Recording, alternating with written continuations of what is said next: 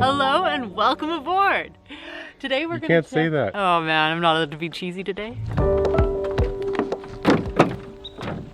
So today is your lucky day. Today is today. Today we're gonna take you on board our 1974 Westerly Cirrus 22-foot monohull. And we're gonna do a walkthrough. It's not gonna take a whole lot of time, but we're gonna show you every nook and cranny of this amazing, I think it would be classified as a pocket cruiser, but it's very, very, very capable pocket cruiser, I would say. I'd say you could go a pretty long time. We'll be out cruising around for probably a month. So before we go inside, let's talk about just the overall value of this boat. It's worth about $4,000 to $6,000. That makes it a very affordable boat for a lot of people. At 22 feet, you might think that's too small, but it actually has a lot inside. Really, if you take it down to the basics, you need a place to poop, you need a place to eat, prepare food, and stay warm, so shelter. And that's about it. It's all in your head. You can do it. I'm Ben, that's Ashley. Together, we did the unimaginable. We sold everything and then set off on a mission to sail around the world. Civilization. See you later. Oh, it's a marlin. It's a marlin. It's a marlin. Oh, it smells so crazy. Oh. Fill the freezer! 35 countries later and over 30,000 nautical miles, we temporarily left the boat halfway around the world to have a baby in Canada, but got stuck due to COVID. Look at you, Willa. Look at you go. So amazing. Good job. I have no idea what's gonna happen. Subscribe to follow us as we figure out a way to financially stay afloat until we can get back to our boat to finish this lap. Hey, I need the keys. I gave them to you. No, you took them back. Oh. We're gonna start inside. Let's go check her out. I'm not sure how wide it is. It might be about 8 feet. It might be 6.5. I'm not sure. I'll Google that later.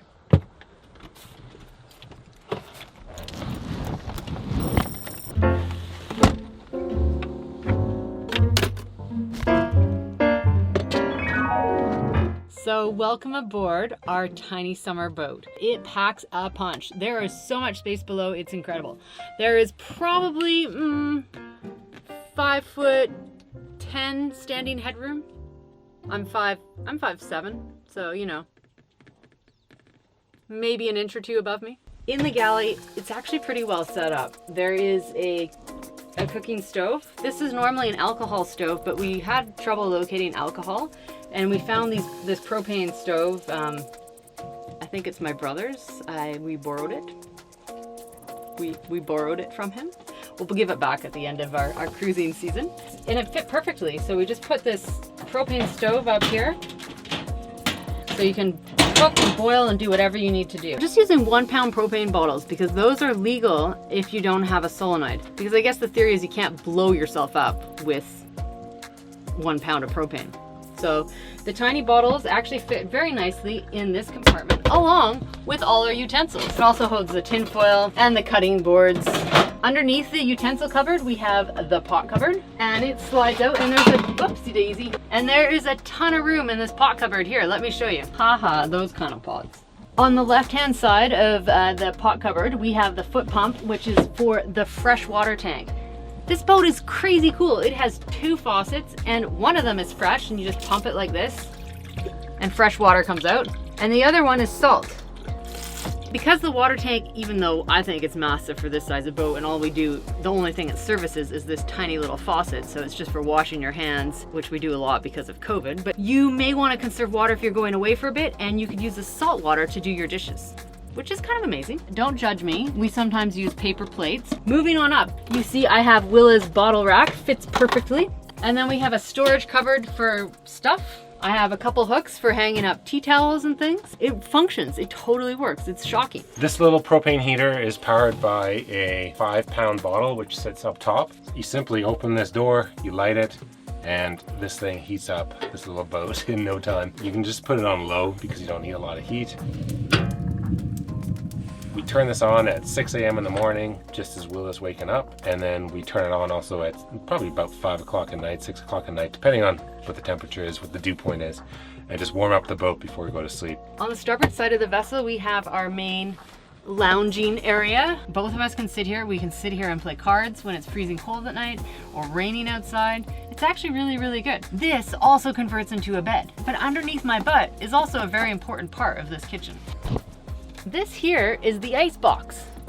You do need ice on this boat. The good thing is, if you don't let your ice melt too much, you get cubes for your drinks.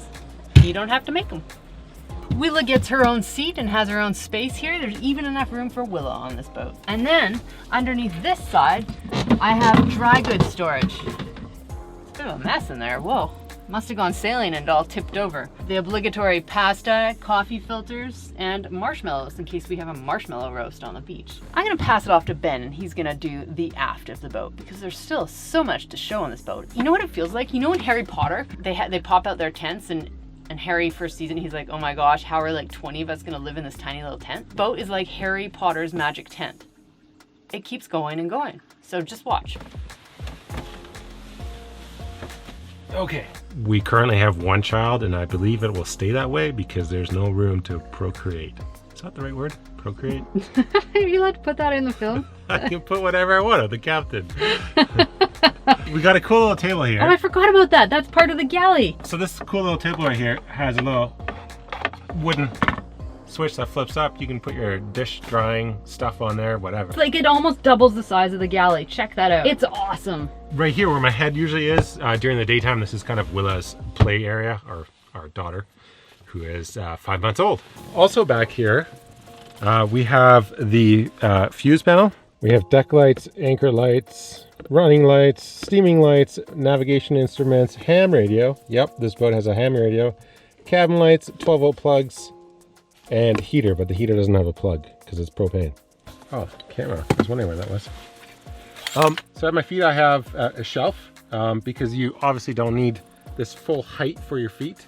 But yeah, that shelf holds my beer on one side and then my drone on the other side. I think the previous owner that built this shelf, he must have either been like a foot or two shorter than me or had, I guess, size 9 feet, because my feet basically do not go vertical. So they have to stay sideways, which is fine. After 6 beer, you're not going to be carrying that much. We have a little hammock here, which we can put food into or any other gear. The one thing you might have noticed up front is we had a huge fire extinguisher up there, and we have another one back here. This boat is so small that if a fire would break out, you're going to be engulfed basically instantly. So you need to have your safety equipment. We also have a carbon monoxide alarm installed to take care of that. Before I get out, you'll notice that there's a ham radio over here. We have a chart plotter. We have a VHF, a depth sounder, and a crazy ass bearing compass from 1960, I want to say. The one thing I've learned is I have to go feet in first and then do a push-up to crawl in. There's just not enough height here otherwise. We've had so many laughs on this boat, it's kind of hilarious actually. Now on any boat, well, especially on boats that don't cost a lot, the engine is probably worth the most. Right here, what we have is a 15 horse beta engine. What they are is a Marinized Kubota, and these things truck like crazy. Like, they're super simple. Back here you have a little plunger for draining your oil, which is built in, really nice. You got your primary fuel filter, your secondary fuel filter, and that's about it.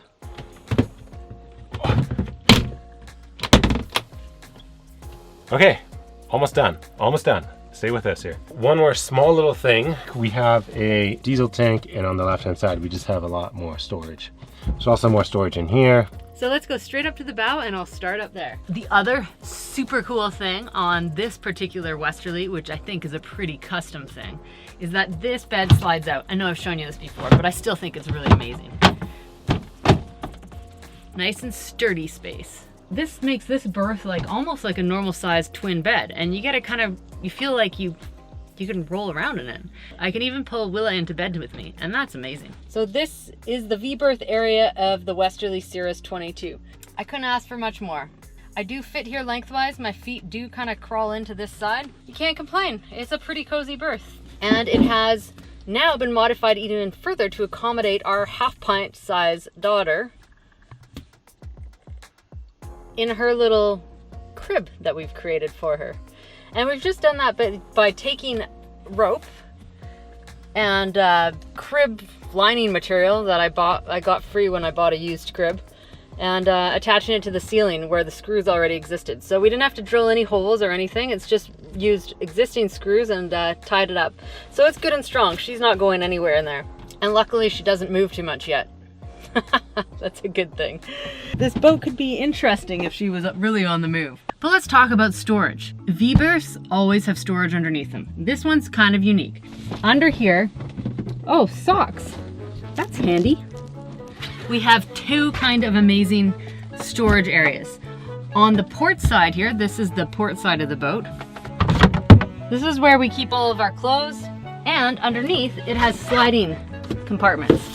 And I can put shoes and games and everything else down here. And that's that. We don't have to go very far. I'll just turn around. All right, let me contort myself in here. We don't drink from the water tank in this boat. We're not sure of the vintage or the quality of the water. We did put a bit of bleach in it to kind of clear it out. We always carry a jug of water for drinking. Fits perfectly up here, and then we just buy one of these little pumpy doodads. So that just goes on top of this water jug when we start using it, and we're off to the races. That's our water for drinking. So as you notice, we're still in the forward cabin.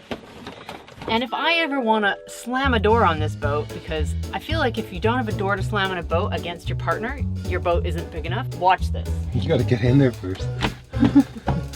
All right, here goes. Jesus. Well, you have to slam it. You gotta mean it. I mean, when you're living on a 22-foot boat, there's gonna be some things that you don't agree about. But this is really cool. The westerly Cirrus on the starboard side has a head enclosure, but this head is very, very, very tiny. And so what they do is they actually take the door, closes the head off, and turn it to create a door to close off the whole forward berth. Oh, I'm in. Okay, pass me the camera. This is way harder filming a walkthrough when there's no room. So there's still pretty good headroom in this forward compartment, and that's a really good thing, because in this head there is a composting toilet, and you need the headroom to get on the dang thing. So this is our composting toilet, and this is pretty much it for the head. I mean, it pretty much takes up the whole thing. It's also got this wicketing pivoting feature that Ben built in. You just grab onto the poo flap, you pull it out, and it kind of pivots. So you're kind of like, you get more room, and then you get your head in, because otherwise the toilet seat lid doesn't actually flip up. So you gotta pivot it out. Then the toilet seat lid flips up and you can sit on the throne. Works great.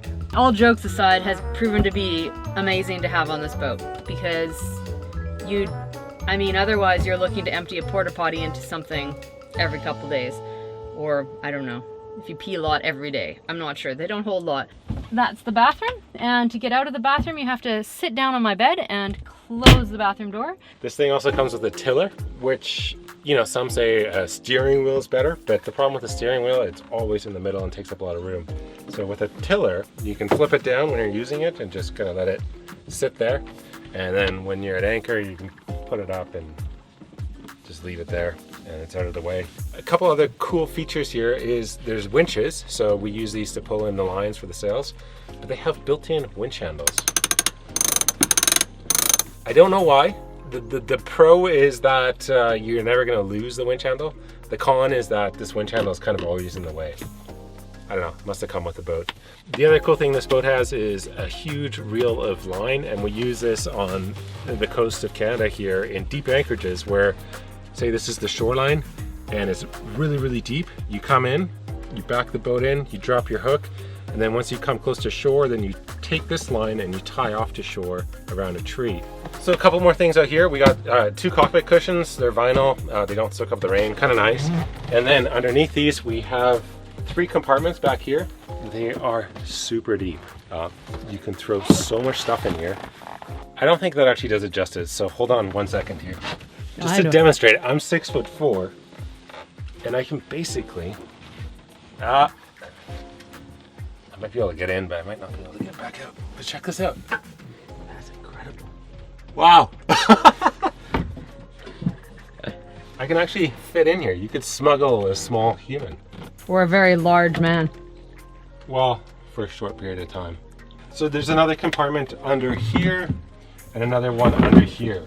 And that's where we keep all our ropes, fishing gear, downriggers in there, and umbrellas, chairs for going ashore, just tons of other stuff. Extra water containers, extra gas containers, that kind of stuff. So our main sail right here, we just got new from Precision Sails. It's pretty cool. It's a gorgeous sail.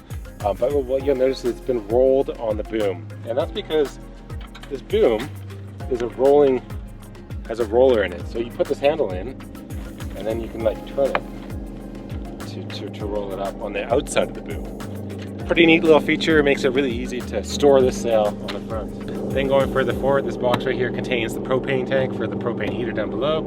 And then at the very front, we have a roller genoa. So a roller furling that holds our genoa. Again, beautiful way to store these sails instead of having to take them all down, fold them up, find a place to put them. It's much better just to roll them in situ. And finally, the last but not least is our anchor. We have a ton of chain on this boat that goes down below in front of the front cabin. This wicked windlass right here, as far as I know, is manual. Personally, I just pull up the anchor by hand. It's quite easy to do. It's not very heavy. And then last but not least, we have, you'll notice a baby stay. This is to hank on a storm jib if you're ever out in a storm. I don't know if you'd want to be on this boat. And this boat comes with what's known as a tabernacle. Very cool word.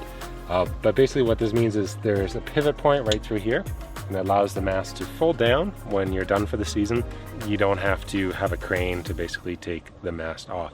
This boat is also trailerable, so you can put it on a trailer, take it home with the mast folded down, and store it for the season without having to pay mortgage. The only thing is, you might miss, you know, that little snuggle with your partner at night if you like to do that kind of thing, because you're definitely sleeping in separate beds on this boat. There's no room for that double bunking thing. There's no generator, there's no solar panels, so that's the other thing that you might want to add to a boat like this is a bit of solar or something to help you charge those batteries.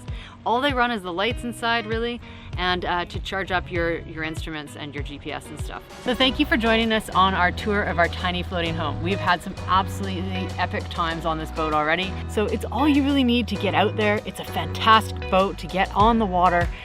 You've got everything you could possibly need. We've had so many laughs on this boat. It's been incredible, partly because it's smaller than a regular sized boat, and I think it's actually added to our experience. It's made it more unique, more fun, more memorable. But the fact of the matter is we're getting into these anchorages, we're getting to islands, we're going out and exploring, and we're having a blast. We've done so much hiking and gunk holing, I guess they call it, where you go into these little bays. And we can't wait to take you along to see some more, and maybe you could get into one of these. Something to consider. It's a great way to learn how to anchor. It's a great way to learn how to sail. The costs of maintenance, the costs of repairs are going to be significantly less than a big boat. So we hope you enjoyed our tour, and stay tuned because we're about to set off adventuring again on this little wee thing. Stay tuned. Next week, another episode. Bye for now. See ya.